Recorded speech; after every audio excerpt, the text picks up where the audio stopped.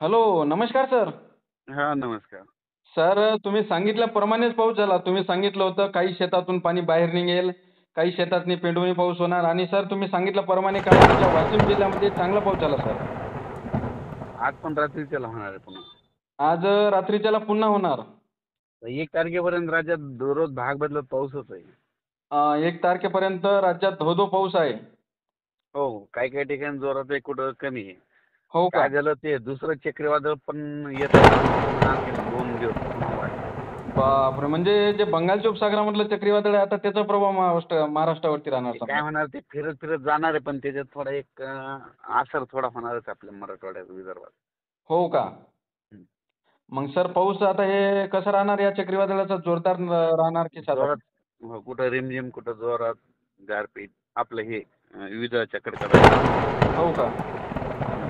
समजा विजाच्या कडकडाटात राहणार. गारपीट वगैरे काही हो. राहणार नाही. गारपीट नसते याच्यात.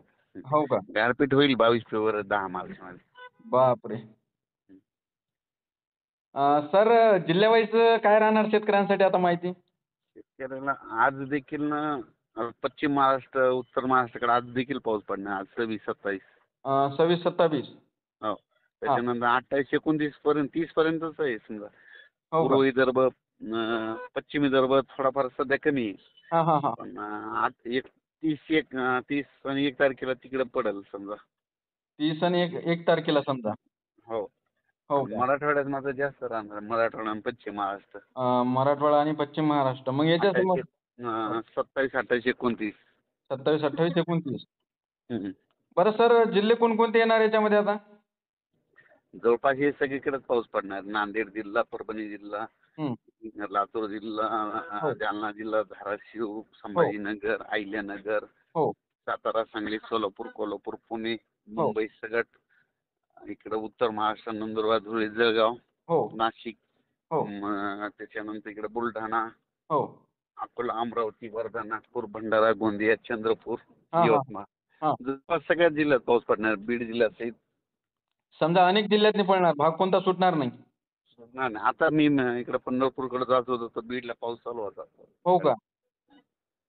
हो, समजा तुम्ही मागच्या वेळेस सांगितलं होतं रेकॉर्डिंगमध्ये, की भाग बदलत पाऊस राहणार. समजा आज इथं पडला तर उद्या दुसऱ्या 10 हे कसं किलोमीटर. आता हे पाऊस आता हे शेवटचा आहे मग आणि हे शेवटचा पाऊस सगळ्याला पडत नसतंय. बरोबर. गाईला पडतं आणि गाईला सोडून पण देते.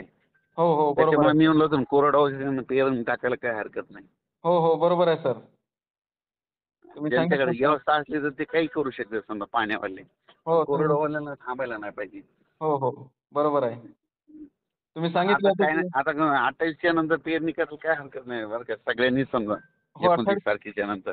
28-29 तारखेच्या नंतर समजा. हं. अ, रब्बी पेरणीसाठी पोषक वातावरण आहे आमचे समजा. हरभरे निघाले समजा कोरडवाहूचे चांगले निघालेत आमचे. हो का? निघाली बी का? हां, निघाले. हो का? ते तासं दिसले. हो, तुम्ही ते मागच्या व्हिडिओ देत होते तुम्ही. हो, तुम्ही पेरणी केली त्यावेळेस मी रेकॉर्डिंग दिली होती मला.